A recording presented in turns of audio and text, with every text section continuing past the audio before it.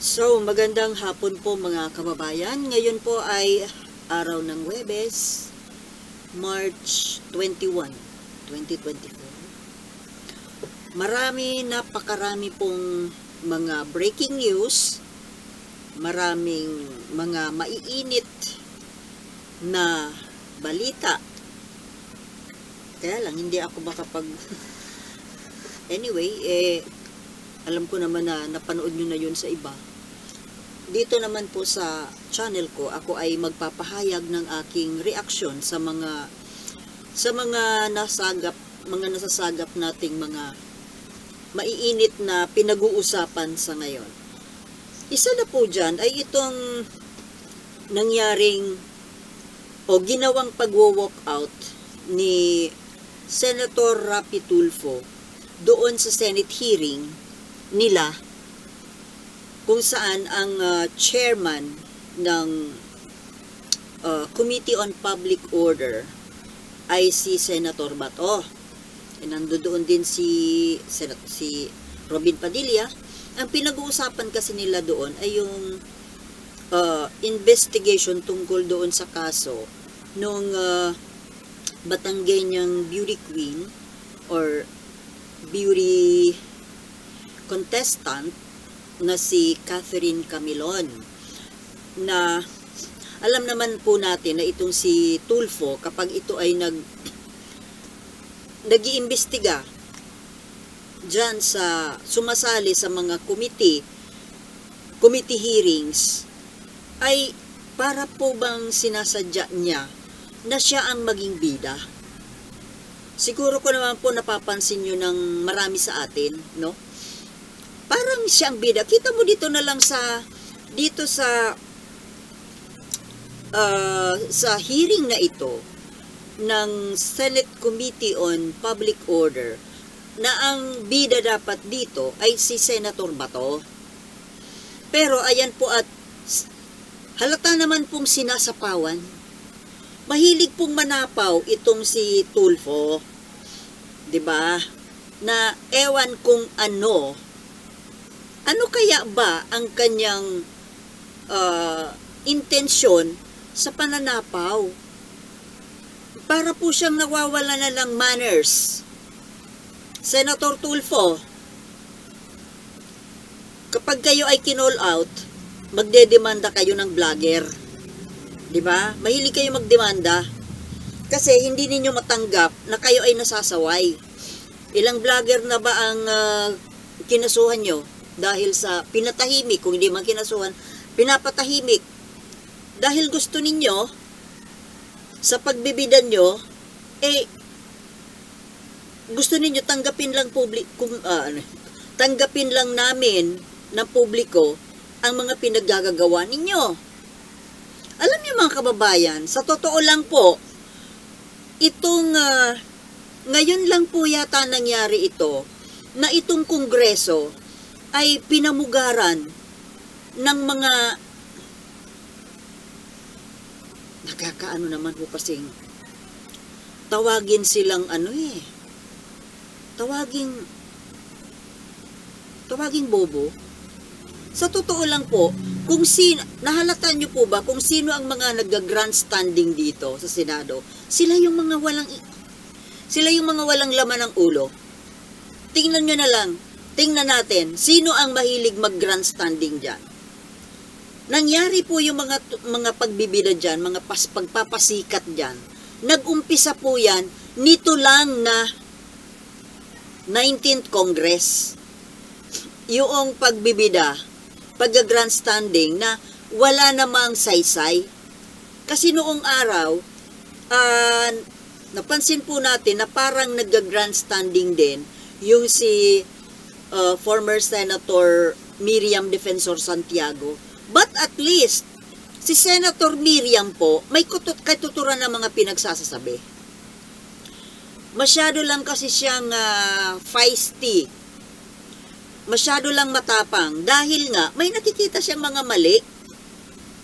Kaya siguro napag-initan din po siya ng mga kapwa niya senador nung panahong yon. Pero si Senator Miriam ay matalino. Kung siya man po ay nagbibida, Yun kasi, meron siyang mga hindi nagugustuhan na hindi tama. Pero ngayon, ang mga nagpapabida ngayon, nakakasuya po ang pakinggan. Sino ba ang mga ito? Ngayon lang po ito nangyari na itong pagpasok kasi ni Tulfo dito sa Senado, dito nag-umpisa at nagsunuran na po yung mga ibang senador sa paggawa ng mga grandstanding stints. Nagkasabay-sabay po Nagkasabay itong pagpasok ni Tulfo at ni Robin Padilla. Itong mga senador na mahilig mag-grandstanding. At tingnan natin, ikumpara natin itong dalawang ito dito sa ibang kasamahan nilang mga senador na medyo may utak. Diba? Sino ba ang medyo mga may utak dyan? Si Loren Legarda, si Pia Cayetano, si Francis Tolentino, mahusay din yan kasi abogado yan, pero hindi siya grandstanding. Pero itong Tulfo at saka Robin Padilla, ito ang number 1 po sa pagpapabida. Kung sino pa po yung mga pinakawalang laman ng utak. Sorry pero yun ang totoo. Nakapagtataka nga bakit kayo pumasok dyan? Alam naman ninyo kung ano ang Senado. Pero ang lalakas ng mga loob ninyo na pumasok-pasok dyan. Diba? Alam nyo, itong pag-grandstanding na ito ni Tulfo at ni Robin Padilla, ito po ay dala na rin sa kadahilanan na wala naman nga talagang laman ng utak.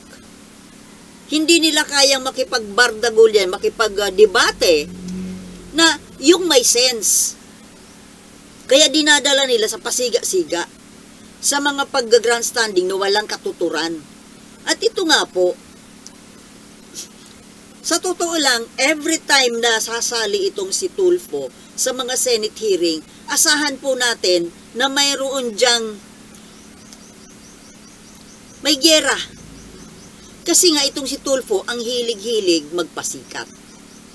Tuloy, yung mga iba, kagaya ni Jinggoy, mga nahawaan ni Tulfo, si Jinggoy, si Bong Revilla, yung si Joey Villanueva, nakagaya na. Mga dati, kahit papano, kasi naman nga, isa rin itong mga walang tuktok ang mga ito at least nananahimik. Pero, yung Senado kasi hindi naman yan institusyon ng katahimikan. Kung maging maingay man po ang Senado, yun ay sa pagpapalitan ng mga galing ng utak. Okay, balikan natin itong haba ng intro ko Itong pag-walkout na ginawa ni Raffy Tulfo. Na kumbaga, according to Bato, ito na daw ang pinakang nakakainsulto na ginawa sa kanya. Totoo naman po di ba? Bigla kang tatalikuran, kumbaga, matino ang pinag-uusapan, tapos biglang bibirahan ng layas. Kasi, hindi niya nagugustuhan yung mga sagot ng resource persons. Paano hindi niya magustuhan? Hindi naman niya nga pinapatapos na magsalita yung mga tinatanong niya. Ayaw niya papagpaliwanagin. At kung makarinig man siya ng sagot na hindi sang-ayon doon sa gusto niyang marinig, ay magagalit. Kailangan kasi ang isasagot ng resource person pareho nung takbo ng nasa utak niya. Na hindi naman po kadalasan tama, di ba? Gusto niya yung kung ano ang gusto niyang marinig. So ito nga po, ayun nga at lumayas, nag-walk out.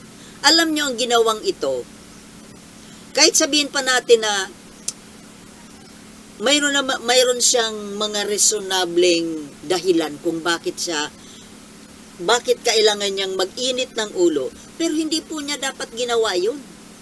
Pagka-unprofessional po yon, Senator Tulfo, you are very unprofessional sa ginawa ninyo. Well, Lagi naman kayong unprofessional eh, yung mga kilos, mga galawan nyo dyan. Kitang-kita naman ang pagkahindi nyo, profesional. Ano ba naman kasi ang asahan natin dyan kay Tulfo? Eh di ba drop out nga yan? Senador? My God!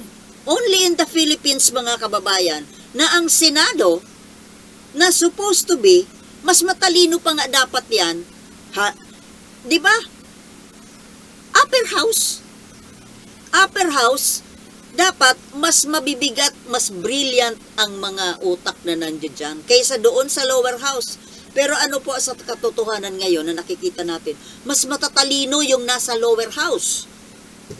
Mas nakaka-enjoy po manood ng hearing doon sa lower house, sa House of Representatives. Ang nandoon po, yung mga congressmen doon, mas matatalino as matitino. Mas matitino mag-isip. Mas edukado. Mas may karapatan na umupo sa Kongreso. Ikumpara po natin dyan sa Senado. Ano ang mga nandyan sa Senado? My goodness! Tingnan mo na lang ang mga nandyan dyan.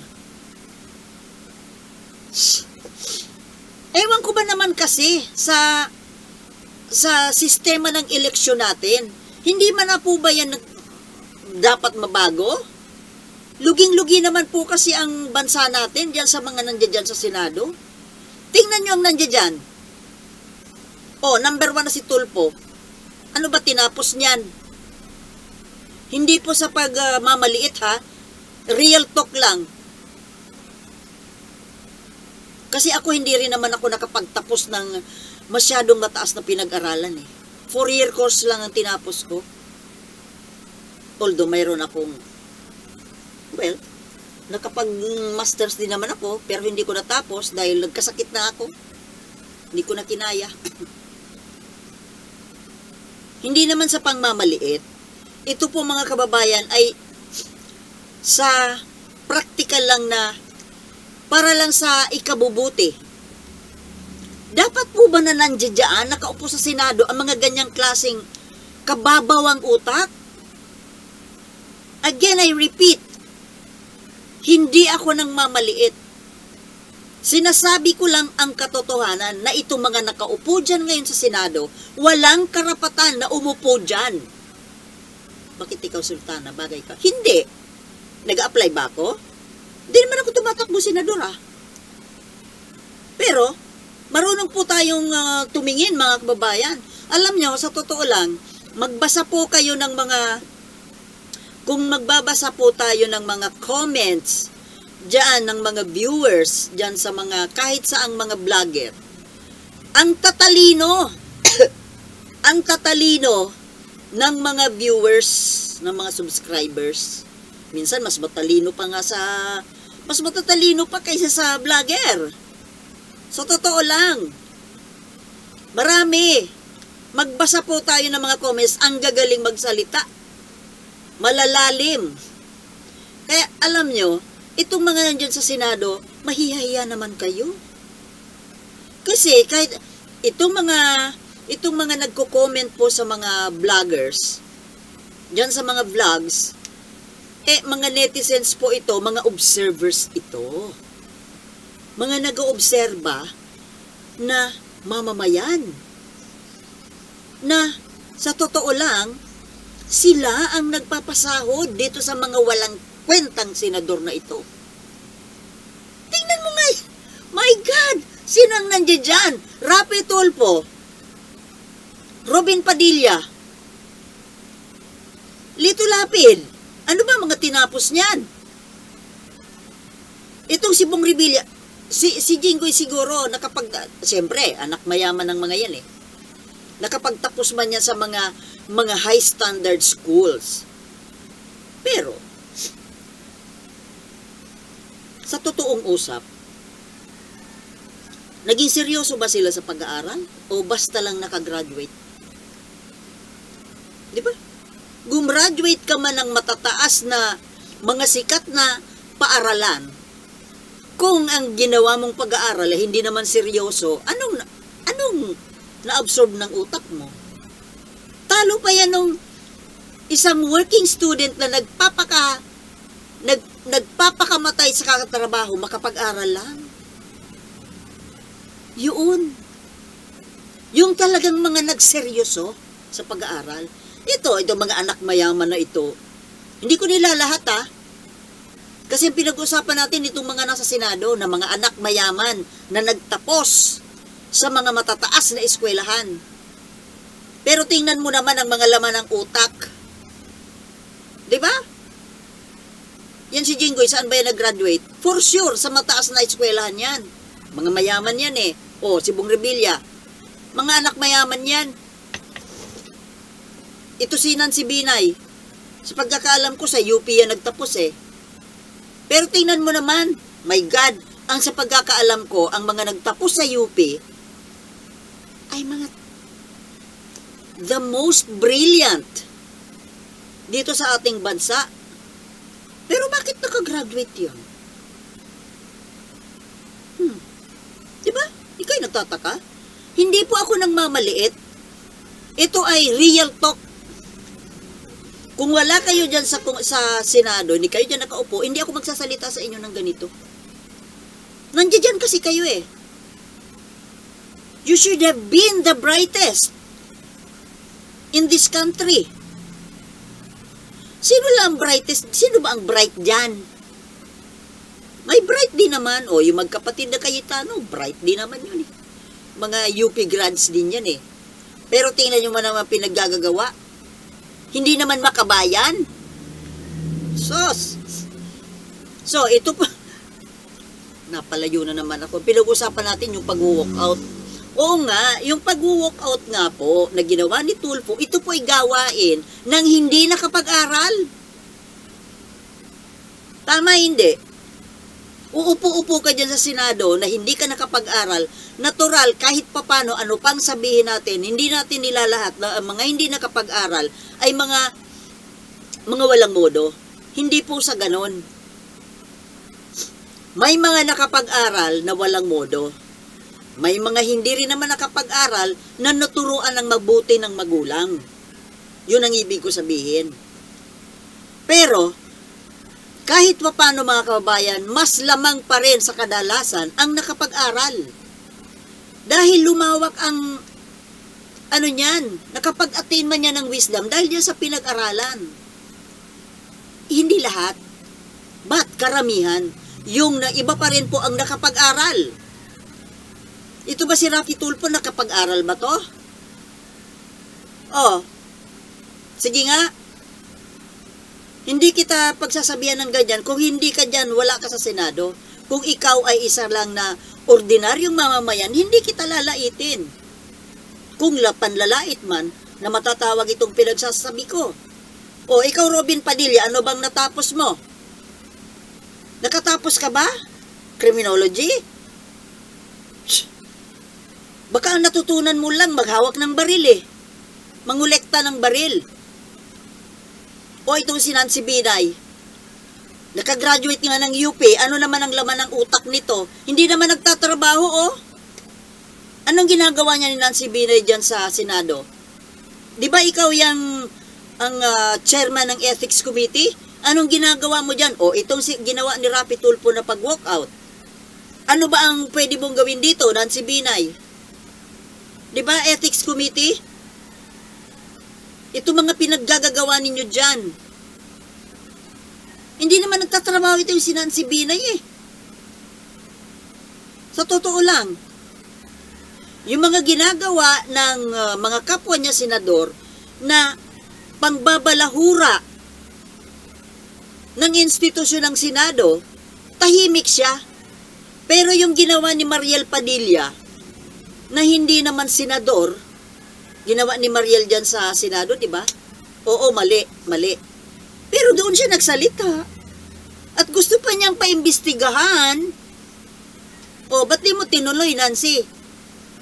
Ba't di mo inimbestigahan si Mariel Padilla?